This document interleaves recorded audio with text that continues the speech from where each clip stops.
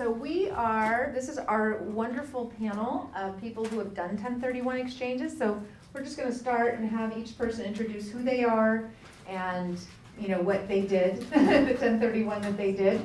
And actually Missy is have you done a 1031 yourself? I have. Okay, good. She is our facilitator and one of them, just like our speaker later for Houston. We have about six teams across the country that are really able to assist people with the 1031 exchange, and Missy's one of them, and Sean, who's going to speak later, is one of them, because it could be a pretty intense process, and to have a team who's just, works like clockwork and is able to acquire a lot of homes at once. They have the financing, they're able to get these properties updated and renovated and rented in time. You need a company that can operate like a machine. And so they've been able to do that, but it's good to know you also have personal experience with it. Yes. So my very first entree into real estate was a 1031 exchange. My dad had owned an apartment. He had invested as a partner in an apartment building in Marin, and that didn't go well. The management didn't take care of it, and they sold it, but they didn't actually tell the partners. So my dad, right? And if they'd owned it for years, my dad had been depreciating it for years, and then all he got was a letter in the mail. And by the time he got the letter in the mail, it was like 2 weeks left or something that he had to identify, maybe less. And he was freaking out because at that point, the amount he had depreciated, he would have had to pay several hundred thousand, $300,000 or $400,000 in gain. And he didn't have it. That was his retirement. So I said, well, what do you need to do? And he said, I need to find a replacement property. And I'm like, really? That's it? Okay, how about I find that for you? And so I did, and I found my dream house. And I'm like, I found it. How about I also be your tenant? And so that's how it worked. So I found the replacement property, and Rich and I moved in. It was the first house we lived in when we got married. Big 6-bedroom house. And then Dad, all the capital gain was wiped away, and then when he passed away, that property stepped up to market value and the capital gain was wiped out. And we inherited the house. So that was how I got into the business. But also, buying that big house was what got us through our very difficult time when Rich got cancer, because when you buy a really big house like that, you have a whole lot of rooms you can rent out. So it was also the house that helped me become a first-time landlord and got me in the business. So I'm a big fan of 1031 exchanges. So Paul, tell us about your experience and what you did that got you into a 1031. Okay, we had some property in Arizona in '91, had it for about 10 years, and I wanted to get a beach house. So, can you hear me? Closer. Closer? And so, I think maybe even there. there. And so we 1031 into the infamous beach house in North Carolina, and it was great, because I had the depreciation recapture from the Arizona home. But I also did one where I didn't do it, and I thought I would share that because I learned from that. I talked to a gentleman before the meeting, and I had bought in one house at a time, but to buy 4 at once, I was just so nervous. I just wasn't comfortable. I had just gotten into real wealth networks. I just didn't get the program, and so I did not do a 1031 because I didn't think I could pick up 4 homes and pay for them in 180 days.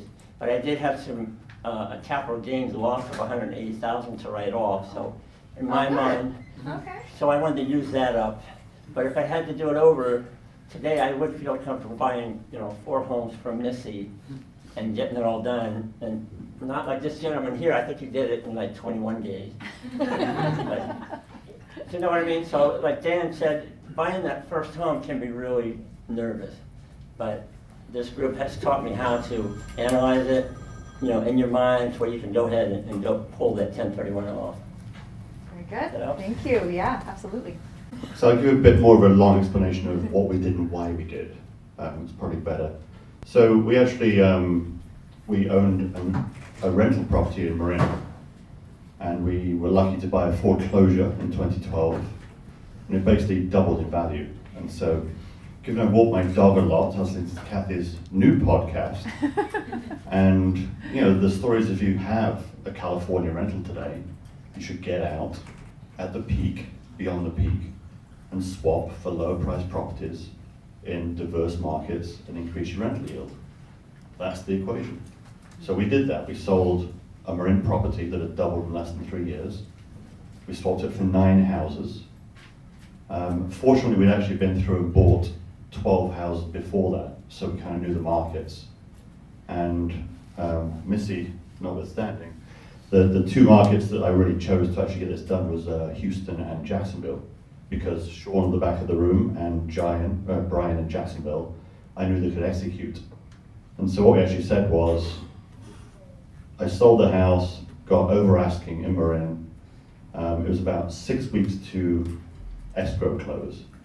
So I had 6 weeks to plan and execute on what I wanted to do. And as we kind of looked at this thing, we're like, well, there's the 200% rule, there's the, more than 3 properties, 90% have to close, 45 days, 180 days. It was just so complicated. I'm like, I don't deal with the hassle, frankly. So between myself, Sean, Brian in Jacksonville, Adam at the asset exchange company we just talked about, we hatched this plan to get this closed in 45 days. My goal was to not have to notify, but to actually just remove all the risk of the entire transaction. And so in the 45 days up to the close date, we identified properties, we got rolling on deposits and timing for it. And so actually by the time I closed on the Marin sale, I was kind of 2/3 of the way down the path. And frankly, asset exchange company were fantastic. Simple paperwork at the front end on every property I closed, and we closed all 9 properties purchases within 41 days of the close of the sale. So we kind of went from, 1 property overpriced, single tenant, lower rent, to 9 properties, 2 diversified markets, doubled the rental income across the properties, and it worked out wonderfully. So that's the story.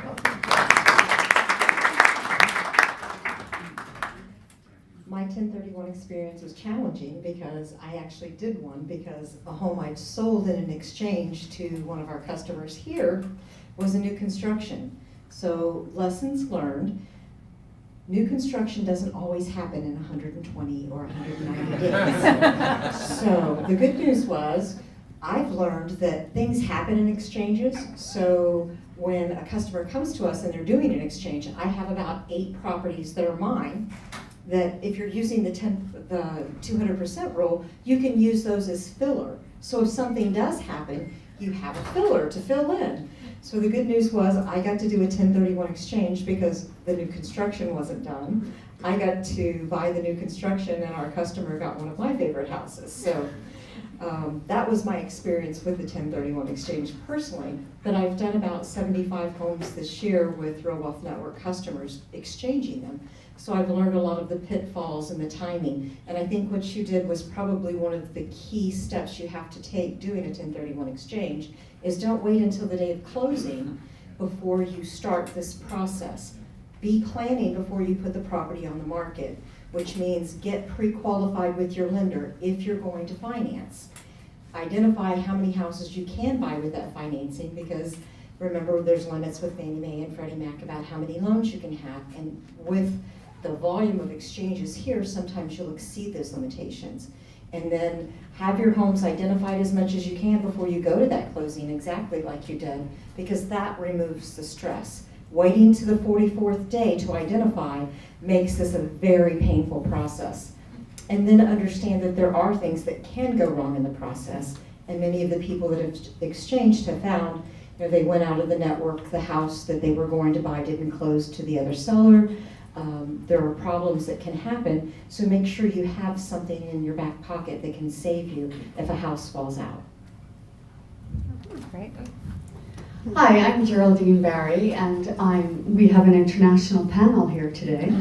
I'm from Ireland originally, but I'm an investor, and in 2005, Kathy and I talked, and we were both like, wow, this economy is about to encounter a big change, a big turn. Real estate cycles happen, and so I exchanged the properties that I had purchased in Stockton, California, and small multi-units, not single families, but I had borrowed some money to buy those, leveraged to some degree, but I'd not taken any money out, and they doubled in value. So in 2005, we said, hey, it's time to take our chips off the table, and timing is everything, and it's very significant when it comes to real estate. And so I sold the properties in Stockton, 1031 exchange into Dallas. Got that done, and the reason I got it done effectively was because I had a community of people that knew how to do it and could help me as I executed on that. And so it wasn't a huge deal. I bought several houses, but I don't know, I just had to do it. So when I have to do something, I put my head down and I do it. I call someone if I have a question, and I get the resources together, and that's the wonderful thing about this network. You have those pieces together for you. But sold those properties and bought in Texas. And then I was looking at where my house was located in San Jose, and I thought this area could be hit if the market turns. And so I sold my house, and because I knew what was on the horizon, I sold my house to somebody who put 30% down. And so we made a lot of money on that house, and I said, okay, I'm gonna rent for a year or two and then buy back into the market. And so that was 2005, 2006 timeframe. I thought it'd be a year or two. It was 2010 when we bought back into the market, and so I rented for 4 or 5 years. And so there's a lot of people who would not be willing to do that, but I just felt like, you know, I knew the potential, I knew what was happening, and it made the most sense for us and our family to go ahead and do that. And I have no regrets. I got a lovely home, put $100,000 into it, and I'm happy as a clam. Very low payments, lots of equity there.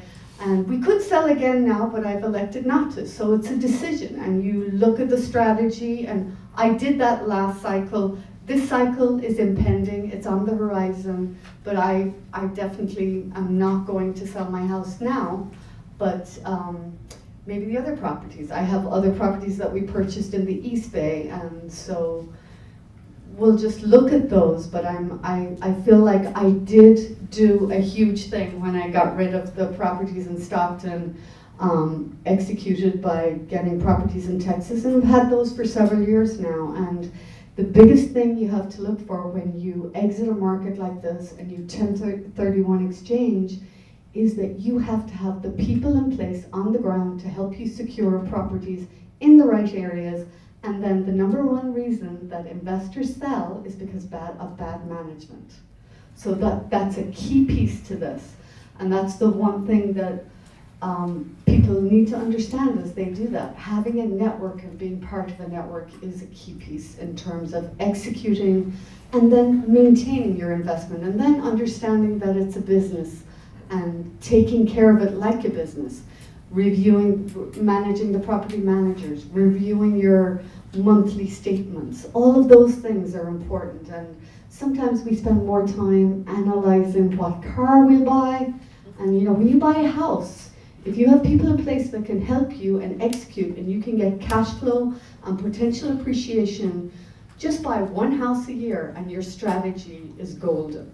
And it's really not rocket science. So.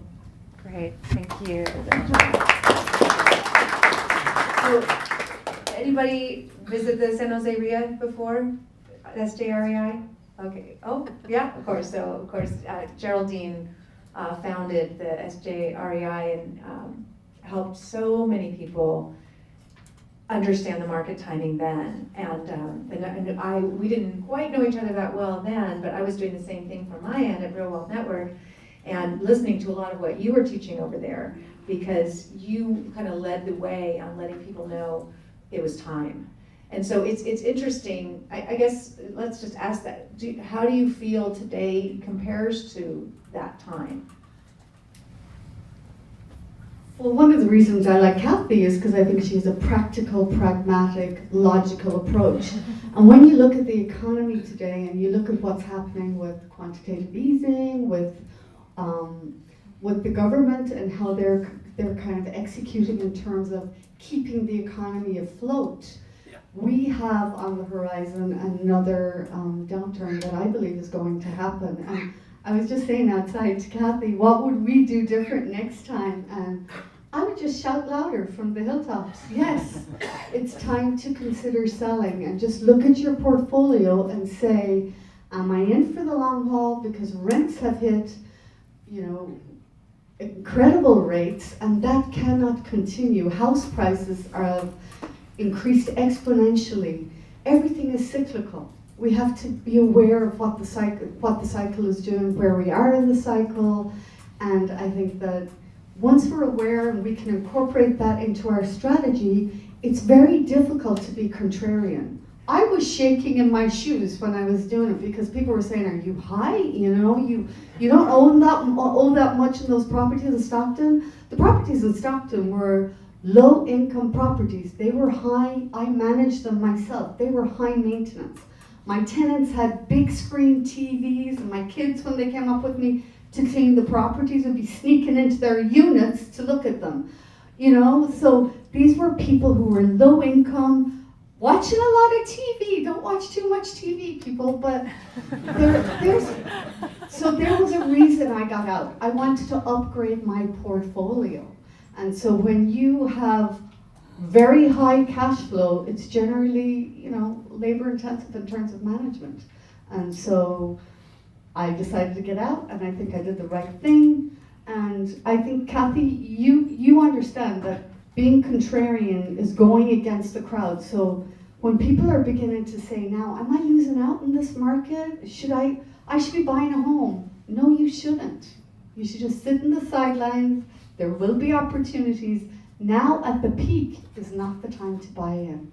But there are cash flowing opportunities throughout the country. And those are the ones you should look at. Because if you look at, say, the weather across the United States, this is an analogy that we use. In Alaska, it's very cold, it's freezing. In Miami, it's sunny. And then you have a national housing average price. Well, it doesn't work that way because every market is different. Every metropolitan statistical area has its own economic drivers and things that you need to be aware of. Is Houston all about oil? No, I don't think so. It has 6 million people.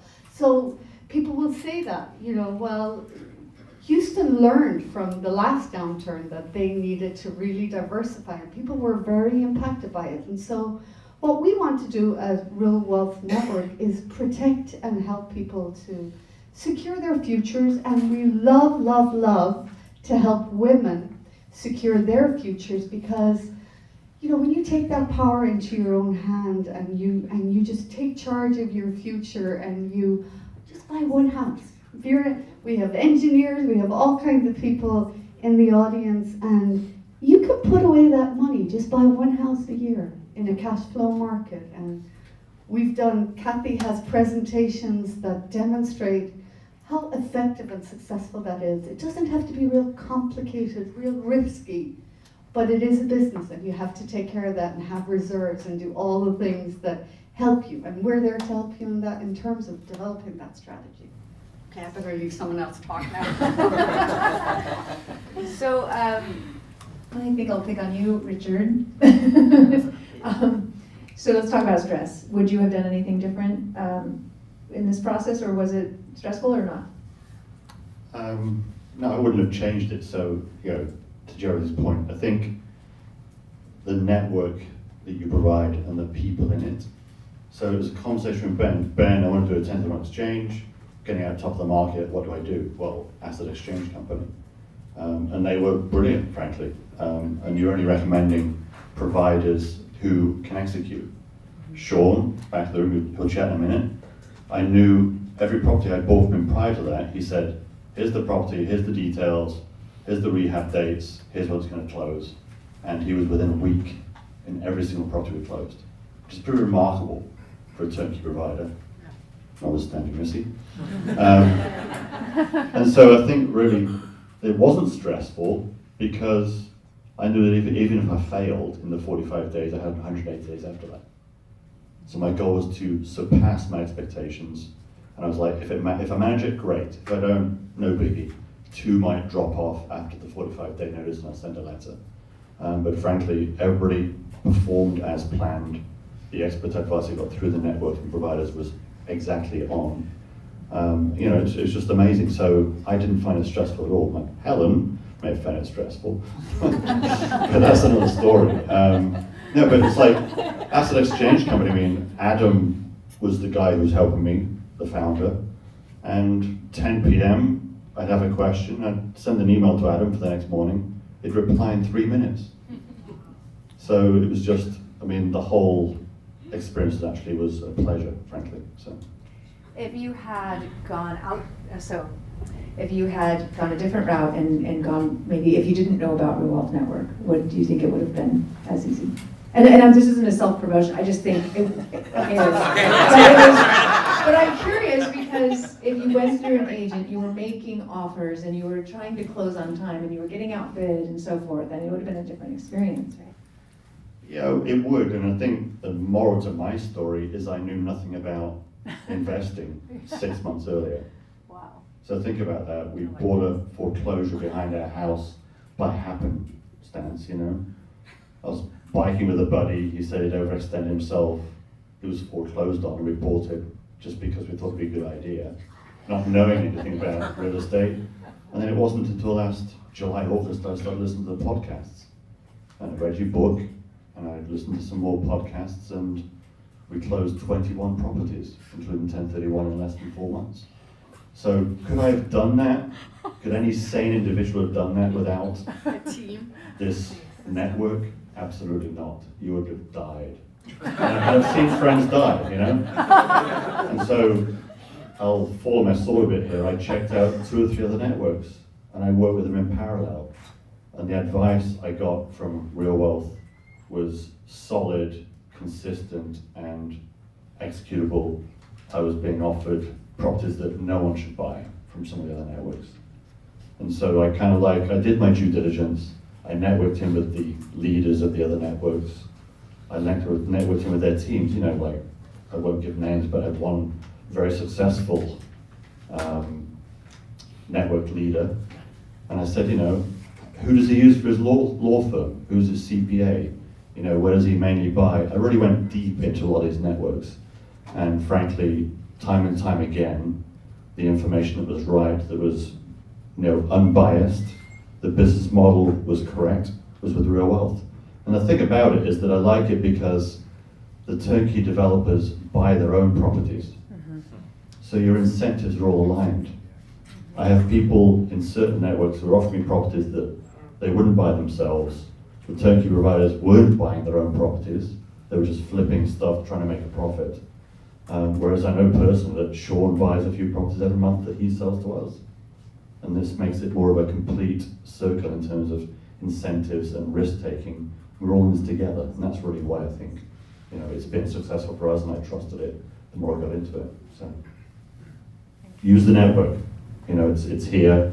There's a lot of successful people in this room. Even today, 3 or 4 faces in this crowd were with me at a seminar 6 months ago where I knew nothing. I was like a deer in headlights, and I chatted to somebody sat next to me, and I'm like, I'm thinking of buying a property, and they explained what they'd done, and I took their formula and replicated it. So, chat to me, chat to people sat next to you. A lot of people have been very successful here. I quit my job 6 weeks ago. I retired. So, I feel very fortunate to have stumbled upon Kathy's podcast and done what we've done, and I hope you too can find that fortune going forward. So, and we have a couple of disciples here today. Leo, how old are you, Leo? 27? 26 years old. Yeah. I wish I bought my first property 20 years ago.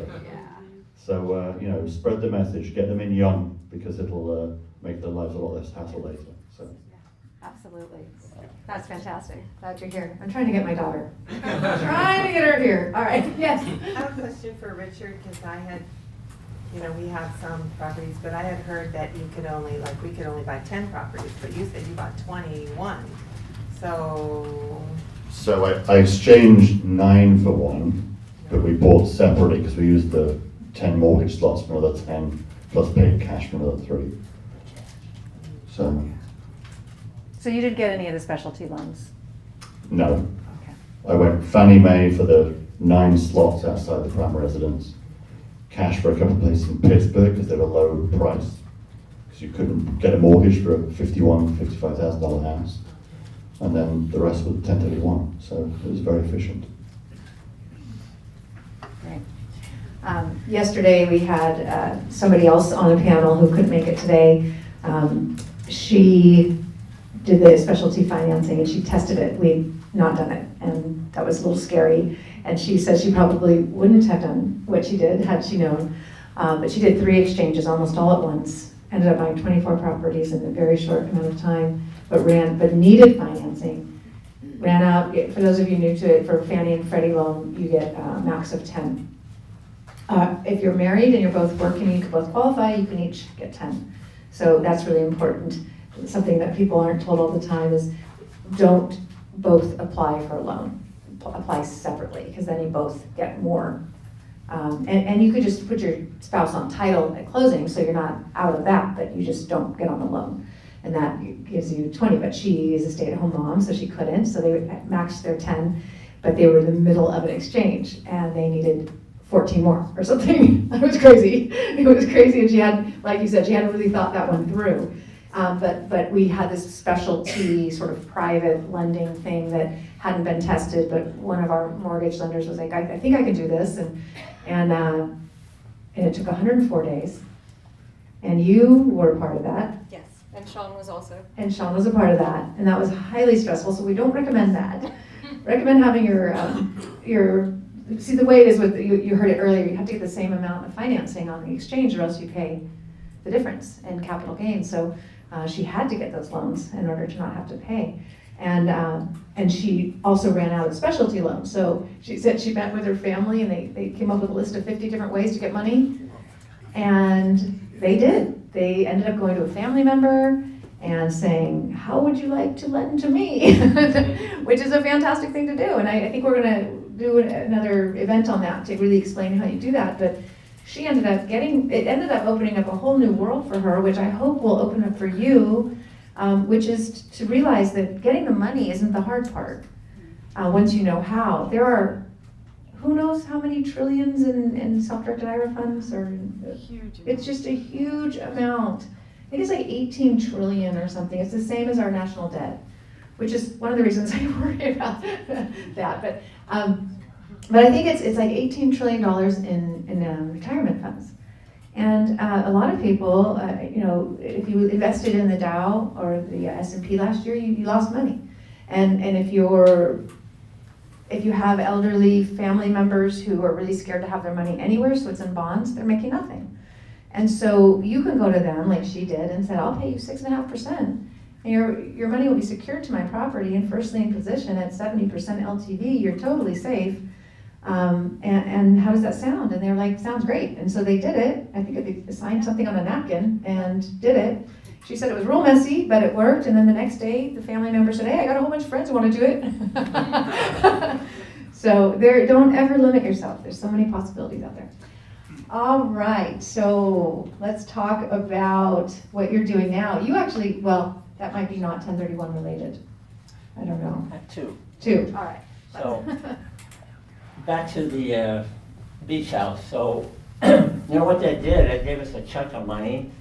I meant to ask, the 1031 from Arizona to North Carolina, the house, doubled in value in 10 years, tripled in value. So that gave us a chunk of money. I didn't have a business to sell like my friend here, but I don't have a 401k. That's all I had. So that money gave us, able to buy 6 homes in Ohio. So basically half my retirement plan is done. So now I'm, Kathy do the other half. So, for those in the room that, don't have 401k, so I went from zero in 2012 of retirement to $3,500 a month. Every month comes in like clockwork. So I just want to add that in to that. Very, very good. And so I made with Kathy to make up the other half. So. You've got some questions. Maybe if you would talk about your experience with Missy since she's here and how that process has been in terms of property management, and yeah! Because that is the key, exchange is just the beginning. So, like I was talking earlier, is I was used to buying one house, I could handle that. To buy 4 at once, I was kind of really nervous. But after meeting with, educating myself, meeting with Missy, and then so it went so smooth that it was a little scary. So, in 4 years, nothing's happened. The pipes didn't break, the roof didn't cave in. The check comes in the mail every time, and it's just been amazing. So I'm looking for Houston because Houston was my number 2 choice. But anyway, I wanted to max out my 10 with Missy, and then I'll branch out.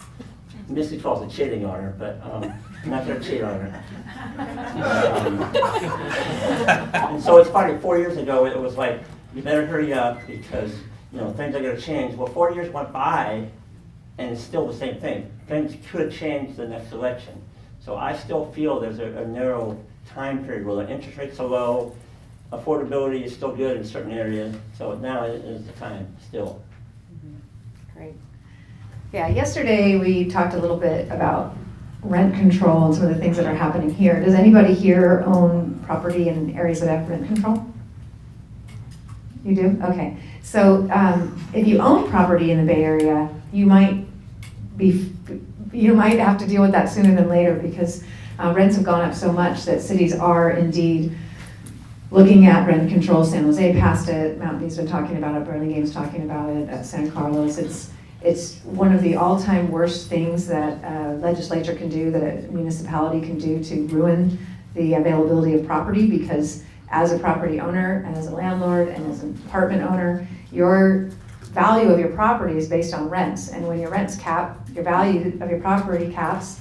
And who wants to do that? What builder wants to come in and build apartments when there's a cap on the value of what that apartment could be because of rent control? So it's a terrible decision, but a lot of the politicians aren't educated in economics and finance, so they don't know that. They think they're doing a good thing, and it's not a good thing. But what happens when those pass is that as soon as landlords hear about it, they want to sell, and it's starting to happen. So that's another reason why you want to beat that before it happens, because you could end up having to compete with a whole bunch of other property owners trying to sell at the same time. All right, any rent control in Ohio? No. No rent control. So yeah, and then we were talking about market cycles and how back in 2005, you bought in Texas, I bought in Texas, and we were getting out of California, and at the time we knew that Texas was the place to buy because there was so much job growth, so much population growth. Prices had not, it was 26% undervalued there, while California was peaking. And so it was just an example of how markets do not cycle at the same time at all. They fluctuate. And usually when the coasts go up, the Midwest is down, and when the coasts start to stall, the Midwest goes up. And so this week's housing numbers, if you listen to the Real Estate News Show, it shows that pending home sales, existing home sales, new home sales plunged in the West and soared in the Midwest. Soared. It was like up 18% or something in the Midwest. And so back then, when we were choosing Dallas, I don't know about you, but did people laugh at you? Like, people were like, yeah, because they wouldn't live there. And if you've been to Dallas in July, it's like you just melt when you get out of your car. But there's a lot of people that live in Dallas and want to live in Dallas. It's a business-friendly state. The economy is thriving. There's no income tax. So there's a lot of reasons why Texas is appealing. We're driving, when the affordability goes haywire here and people can't buy a house, they look for markets where they can afford and where you can buy a single family home for a reasonable price. And if you look at U-Haul and you examine those numbers of where people are going, they're usually going to Texas when California is peaking because they want to get out. And we had people come back in here over the last 4 or 5 years, but everything is cyclical and it's normal to have cycles. They just should happen. And if they're artificially impacted by the government, that really can change the dynamic, and we don't know what the outcome will be. And so that's the frightening part. And I think, Kathy, I don't know if you guys are listening to the podcast, and she has a radio, she writes so much about this. She interviewed the chief economist for Fannie Mae this week. He's an incredible guy, and you were both in line with your thinking. And so I think that you're in a room that is privy to information that is not available to everybody because they don't want to hear it, or they're not looking in the right places, or they're not listening to the right people. And so when you align with a company like this, that's what you're getting. I mean, I'm very experienced as a real estate investor, and I'm ashamed sometimes of the people that are in this industry. So the reason I came to work with Kathy is because of the integrity, and she'll just tell you the truth, and that's how I roll. And I think to be aligned with such a great company, and at the risk of sounding, like I'm just here self-serving Kathy, but I think that Real Wealth Network is one of the few companies in the industry that are setting standards for real wealth. They're real standards that you've all heard about that we expect of our providers, and they're real people. That's why I'm here, because they're not faking it. They're not trying to sell you a bill of goods, and we want to do business long term with people, and that's the way I operate. And this is still a people business, despite the internet and everything that is going on online. It's still a people business, and you feel comfortable with certain people, and that's what drives you. Let me make a comment about that real quick, and then I'll. It is probably more important to be a people business than ever, because we were one of the first to kind of do this thing and educate people to get out and buy somewhere else, and we can help you and not make it so hard and so forth, and we'll find the property managers and streamline it and find the team for you. And so we started to see a lot of other people want to copy our success, and that's great. We all do that. That's how businesses are born and created. And then when the whole turnkey model, that was something new that came as a result of the foreclosure crisis, where so many companies would go in and buy the foreclosures and then want to sell them to rich Californians. And so now you've got all these companies trying to model what we've done and what some certain successful companies have done, and they'll just put the word turnkey in front of their company name. And that's all. There's nothing different about the property than if you just went and bought the property yourself. We have a vetting team that we've made even more strict, and Ben, can talk to you all about that because he's part of that vetting team. Who go out to see if what these people are promoting on the internet is what's real, and it's usually not even close. I mean, how many do we vet and turn down versus accept? Turn down about like 2 out of every 3. Yeah. Either the numbers don't work, or they're in mediocre neighborhoods, or you can just tell they're just trying to cover up stuff. Yeah. And it's like, no, we need to actually do what we say in our real standards. So just be aware that don't think that just because we're getting you all excited about this, you can go on the internet and find somebody who says they're turnkey and expect that to be the case. I went to visit a company of young 20-somethings that were excellent marketers online. They made their properties look amazing. And I went to see them myself, and they were like, here's our finished product. And I was like, is this before or after renovation? I seriously didn't know. I'm not kidding. It was awful. It was awful. I can't imagine anyone living there. And I said, this doesn't meet our standards at all. Who buys this from you? And he goes, oh, we have a wait list of California investors who never ever bother to go out and see what they're getting. So, yes, your comment. Well, I'd like to address that, actually. You want this? Because no, not really. You don't have to stand. You don't have to stand it. We are not rich Californians, I can assure you. I certainly would sign up for that role, though. But we have bought property sight unseen, and it hasn't always been excellent. In our experience with Missy, however, we did finally go out and visit the properties that we purchased from her. But I want to address especially what Kathy was just talking about, and that's the vetting that they do. For us, for me especially, it was key that Missy had a property, that she was the property management company, that not only did she purchase the properties, foreclosures and that sort of thing, did the remodels, and then had them available for buyers, but that she follows through with everything And she has a team in place that is, you know, bar none, I think. I see you're making people cry. I mean, and not only does she have the team in place right now, but she also has the future of her company in place. That if something were to happen to her and her husband, that her people are gonna step right in and take care of us investors. We have not always had property management company people like that. And we've been in a position where we've invested our money in properties that they just walked away with our income, like the gentleman that was just doing the 1031 exchange talked about. So we've kind of had a little bit of it all. But Nancy and Kathy. Thank you. And, you know, in the beginning, we didn't always get it right either, because in 2009, 2010, it was the Wild Wild West. It was craziness. It was crazy. And some companies just grew too quickly because there's so many of you and one of them. And we had a guy in Cleveland who had 90 people on his wait list at all times from our network, and he couldn't keep up with demand. And so he hired somebody, and the person he hired ended up ripping him off and taking the investor money and not doing the work.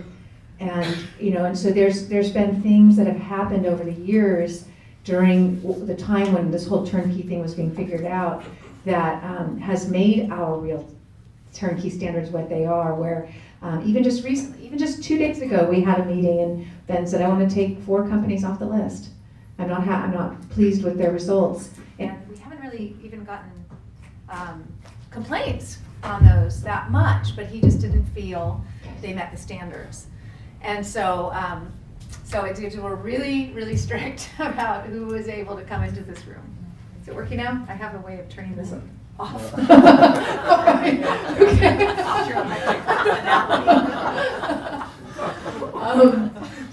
And then Ben has come up with a whole system to help make this 1031 exchange process easier and more streamlined by warning our providers that I just met with so-and-so, wants to do 3 $1 million exchanges, that's like 30 properties, get ready, you know? And so she's gotta go out and find the money, and she's gotta go buy the homes, and you know, and she doesn't wanna buy too many, because now if that exchange doesn't go through, now she's stuck with 30 properties, you know, so it's a real balancing act. She does, I mean, she has a wait list too, but so Ben has created this system where he meets with you, he finds out what you're trying to do before you do it, so that we can have the teams ready for you. So those properties are sitting there waiting, and that there's more of them than you'll need, so that you can identify more than you need, so that if something falls out, you're okay.